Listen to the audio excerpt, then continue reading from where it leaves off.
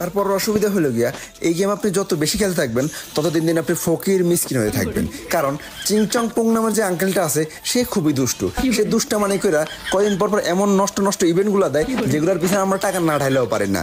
আর এটা battle royale game হলো, এই গেমটাতে এখন কালেকশন দিয়ে আপনারা চেনা যায়।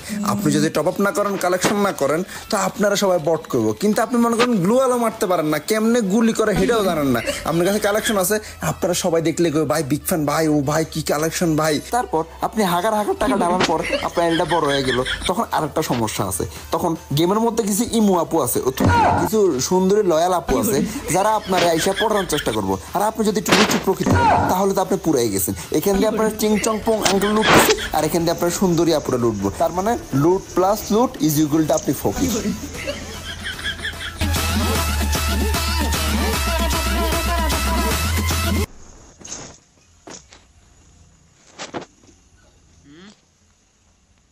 দোস্ত